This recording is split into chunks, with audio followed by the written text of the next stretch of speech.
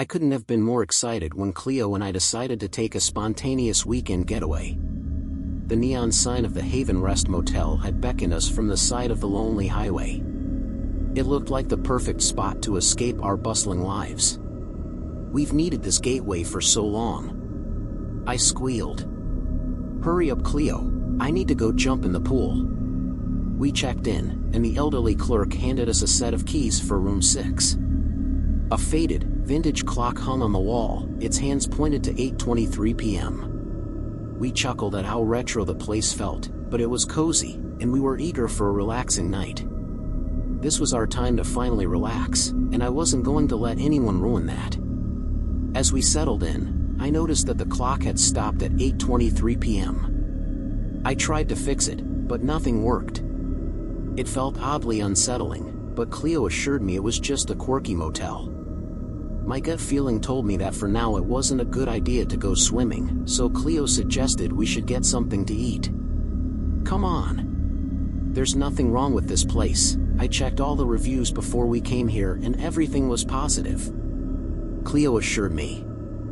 I had to trust her judgment after all. She usually was our travel planner since she knew all of the greatest spots. We decided to head out for dinner, and as we stepped out of the room, something felt off.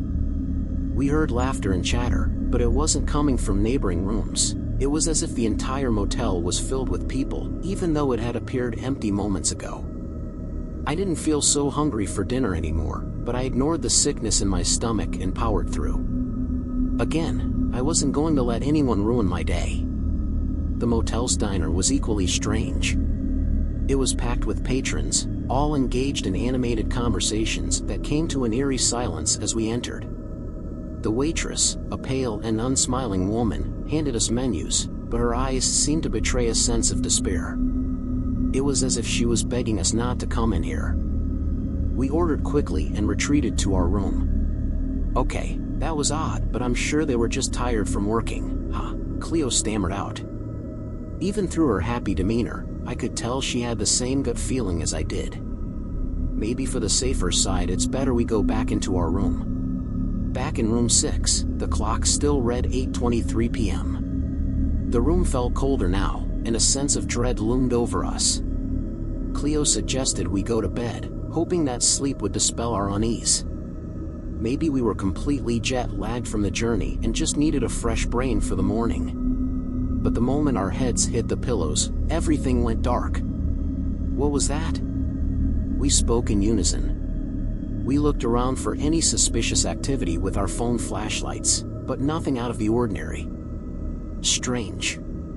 I swore that we were told by the reception desk that nothing was automatic in our room, at least. Maybe my mind was really playing tricks on me after all. With all the overthinking and unease, I managed to fall asleep in the darkness. Suddenly, I jolted awake to the sound of a truck passing by. The clock still read 8:23 p.m., and Cleo lay next to me, asleep. I felt like I was losing my mind.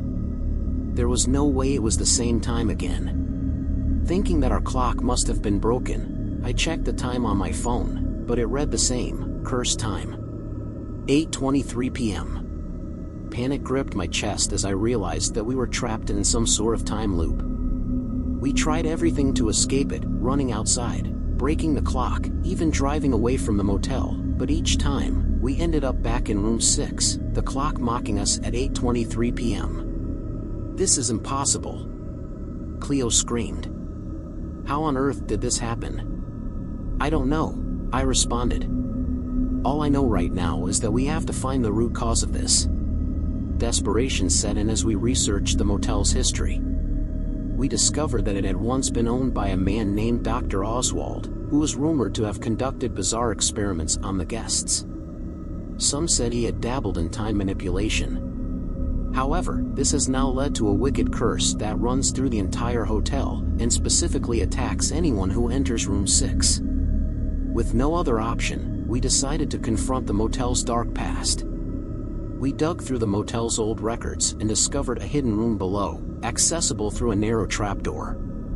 Inside, we found journals and diagrams detailing Dr. Oswald's twisted experiments with time. As we read, the room began to tremble, and a shadowy figure emerged. It was Dr. Oswald's wicked entity, a twisted remnant of his experiments. It screamed and lunged at us, and in a desperate struggle, we managed to use a vial of chemicals we'd found to disrupt it. With a deafening scream, it dissipated into a swirling vortex, and suddenly, the world around us began to change. We were no longer in room 6. We were outside, standing near the broken neon sign, and the clock on the wall inside the motel had stopped at 8:23 p.m. for the last time. Cleo and I stared at each other, still. Story 2. I always prided myself on being a skeptic. As a journalist, my job was to uncover the truth behind myths, legends, and tall tales. So, when I heard about the famous invisible maid at the Grand Elysium Hotel, I couldn't resist the opportunity to debunk what I assumed was a clever marketing ploy. I've noticed everyone making videos about it, but I have never seen anyone actually encounter this sinister maid. I was going to make sure that I was the first. The Grand Elysium Hotel was renowned for its impeccable service. Legend had it that an invisible maid attended to the guests' every need, from fluffing pillows to drawing warm baths. It sounded preposterous, but it had become a part of the hotel's charm. I checked into the hotel under the pretense of writing an article about its unique history. The lobby exudes elegance, and the staff welcomed me with polite smiles. As I made my way to my room, I couldn't help but scoff at the notion of an invisible maid. But then things started to get weird. I settled into my room, unpacked my things, and decided to take a shower before heading down to the hotel's restaurant. As I stepped into the bathroom, the taps turned on by themselves, and the water started running. I froze, convinced it was some elaborate prank by the hotel staff. But when I called the front desk, they assured me no one was in the room. Later, as I sat at the writing desk jotting down notes about the hotel's history, the pen levitated off the table and started moving across the page on its own. My heart raced as I watched the words form, believe. Now thoroughly spooked, I decided to dig deeper. I delved into the hotel's archives, searching for any mention of the invisible maid. What I discovered sent shivers down my spine. Years ago, there had been a tragic event at the Grand Elysium Hotel. A maid named Isabella had worked there, known for her dedication to service. She had tragically died in a freak accident, falling down the grand staircase while carrying a tray of freshly pressed clothes for a guest. Her death had been ruled an accident, but rumors persisted that she had been mistreated by some of the guests. It was said that Isabella's spirit had become bound to the hotel, and she continued to serve its guests in death as she had in life. That's when it hit me, perhaps the invisible maid wasn't a marketing gimmick after all. Determined to communicate with the entity, I set up a seance in my room. At first, nothing happened, and I began to feel foolish. But then, a cold breeze swept through the room, extinguishing the candles. In the dim light, I saw a faint, ethereal figure, a woman in a maid's uniform. Isabella's spirit had appeared before me. She was angry, her eyes filled with sorrow and resentment. I tried to speak to her, to apologize for my skepticism, but she remained silent. Objects in the room began to float and move, circling us ominously. It was clear she wanted something from me.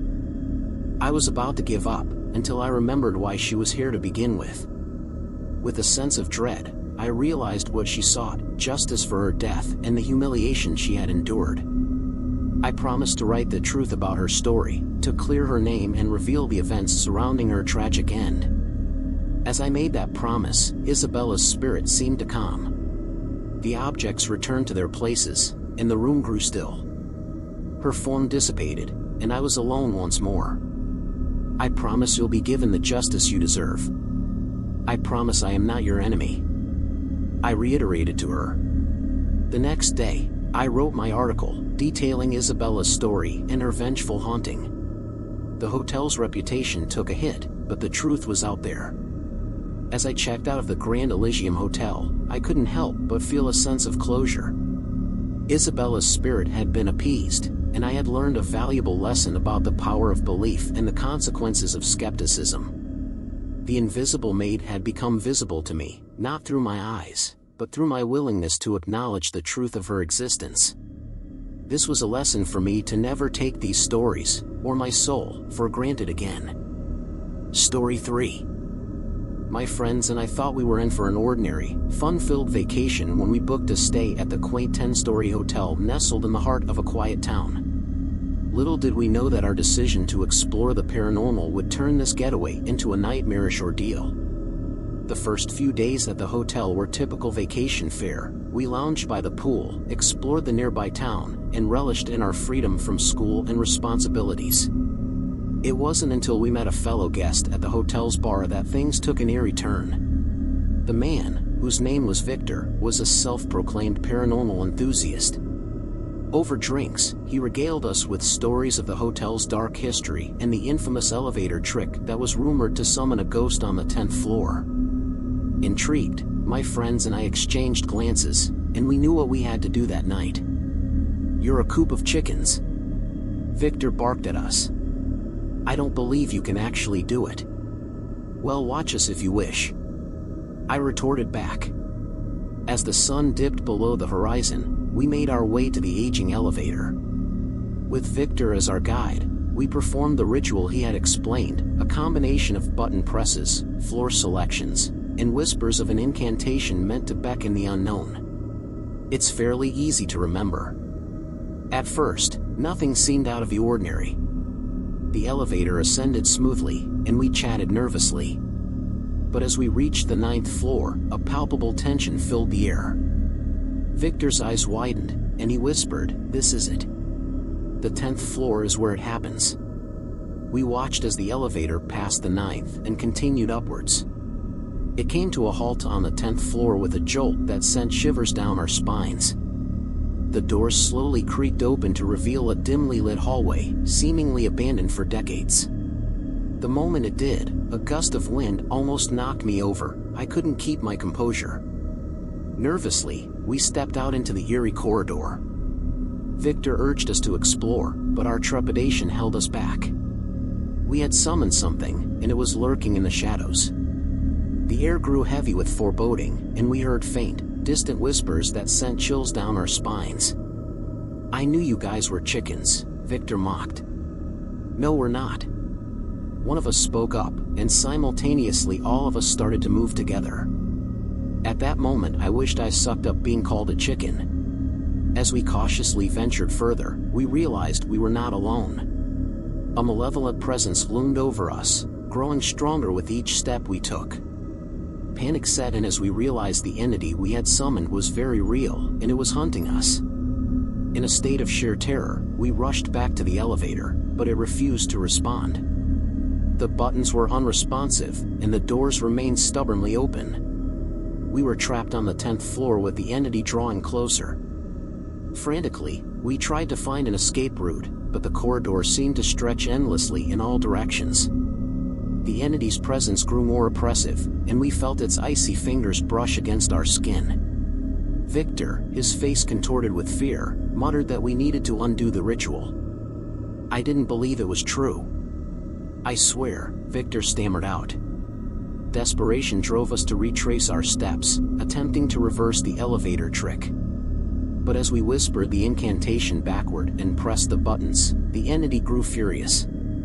With an otherworldly roar, it manifested before us, a towering, dark figure with hollow eyes that seemed to consume our very souls.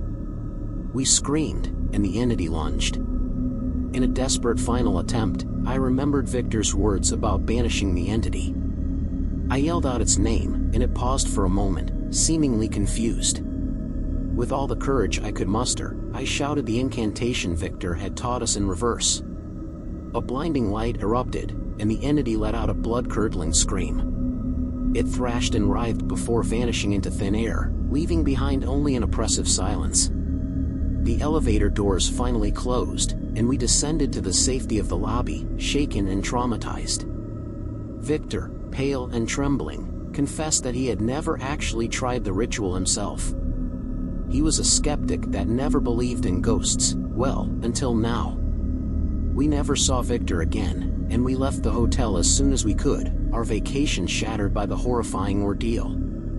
The hidden ghost in the elevator had become all too real, and its sinister energy was something we would carry with us for the rest of our lives.